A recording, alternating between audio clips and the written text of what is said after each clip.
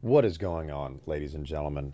My name is Logic Vault, and this is some Sunday logic. This looks a little rough, as you can see. Gunman holds ICE reporter at gunpoint, saying, "Want to be Kirk Jr."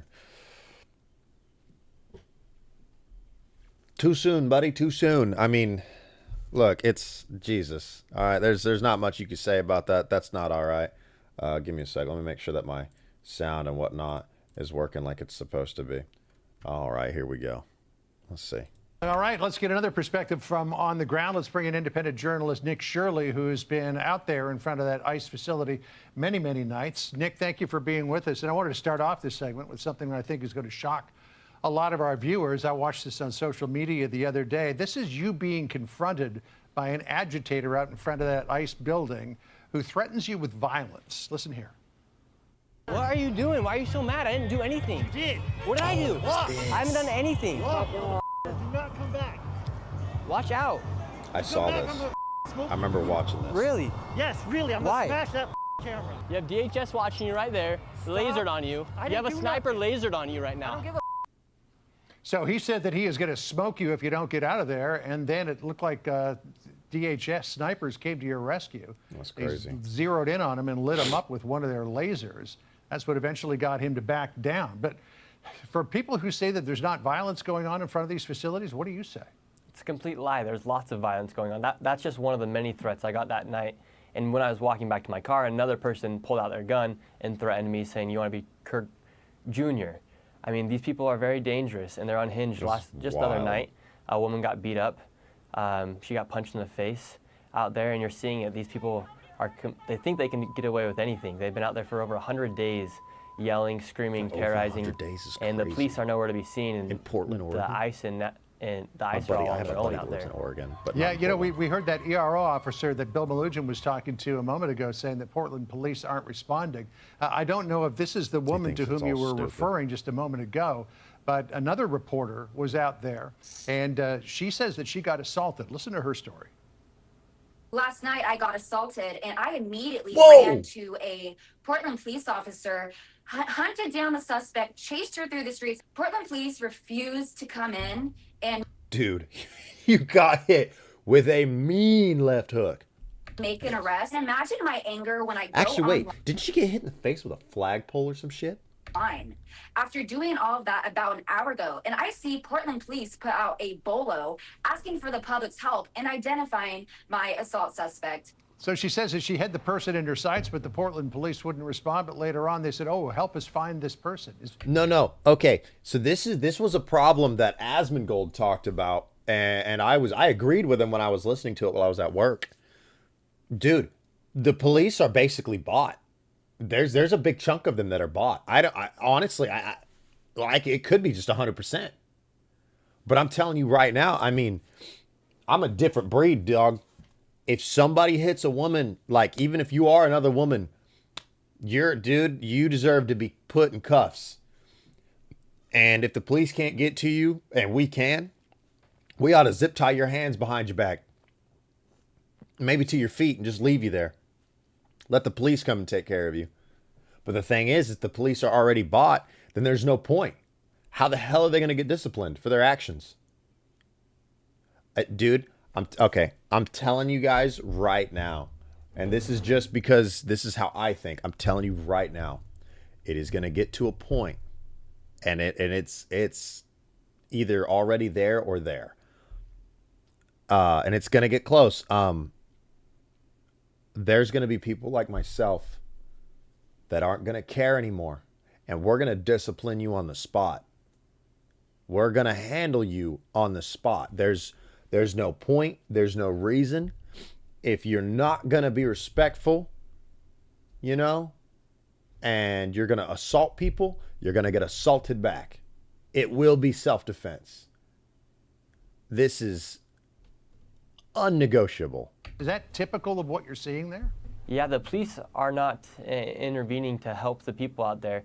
If they're reacting after the fact that it's happened, and you have the governor who was marching with these people just hours before their big rally they just recently had, and the police they're not there. They're nowhere to be found. They're not there to protect any of the reporters or to protect anybody. And it is literally lawless in that section of Portland, Oregon. So why aren't the police responding? Are they just basically saying this is a hands-off situation, you're on your own?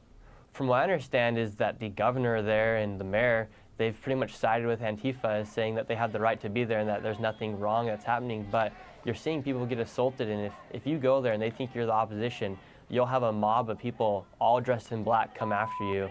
And just like we saw in the video, the one guy said he wanted to smoke me. Hey, man. Oh, Antifa. You guys are something else, man. You guys are the backwoods backwash of like the bottom of a shoe. I'm telling you guys right now. Y'all better be real careful if I catch you around. Or you try to assault me. I won't even give it a second thought. You want to try to assault the rest of us? I don't condone violence. I don't want to bring violence, but, and mind you, I'm not going to start it, but I'm telling you now, if you try to start it with me, oh my goodness, you will go home in a nice box. Basically saying he wanted to shoot me and kill me. Right. So we've got dueling narratives here. Here's what President Trump wrote on Truth Social on Wednesday. He said, quote, "The governor of Oregon must be living in a dream world. Portland is a never-ending disaster. Many people have been badly hurt and even killed. It's run like a third world country." And then here's what the Oregon governor, Tina Kotek, says. Listen to this. There is no insurrection. There is no threat to national security. And there is no need for military troops in our major city. Military service members should be dedicated to What are you real shaking your head for? emergencies. Yes, They you dummy. are not needed here. Yeah, So they out are. of those two narratives, who's right? Yeah, President Trump's right in saying that there is lawlessness there, and she's lying. The governor is.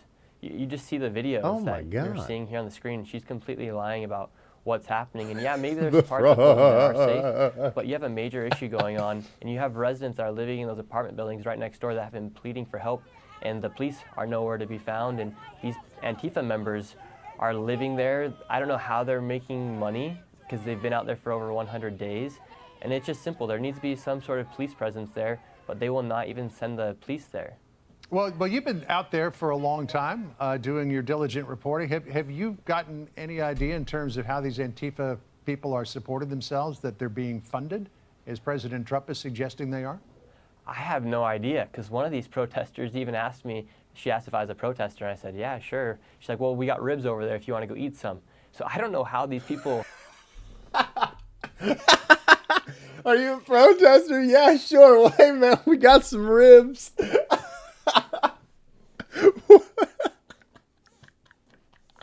Holy Jesus. are getting their food. There's apparently an apartment that's next door where they have these weird parties where they do all sort of adult activities. Whoa. It's very strange what's happening. I don't know if it's a need for an investigation or if that's what you'd call it, but somebody needs to take a good look and start interviewing these people. A lot of citizen journalists have figured out who's in control there, and they could launch a full investigation and really get down to the root cause of what's happening just based off of what some journalists have done. All right, well, sunshine's the best disinfectant. You're shining light. Sunshine is the best disinfectant. No, I think that well-crafted lead and gunpowder is a is better. That's crazy. Anyways, guys, it seems like Portland, Oregon is just out of control. Portland, Oregon is out of control, and I think it needs to be readjusted. That's what I think. I think that it needs to be readjusted. But thank you guys all for tuning in to the Sunday Logic. Man, I feel bad for some of these people out here, but I also don't feel bad for some of these people out here. I'm going to go ahead and give that a like. I know it's Fox News, but hey, At this point, I don't know what's real and what's not, but judging from that, it looks pretty bad. But I do know that Portland's having a huge issue. Like I said, I got a buddy that lives out in Oregon. Mind you, it's not in Portland, but he tells me about it all the time and how much problems there are. So, anyways, guys, thank you for joining me on the Sunday Logic. This is the Logic Vault. We do it with logic or with no logic at all. I'll see you guys in the next one.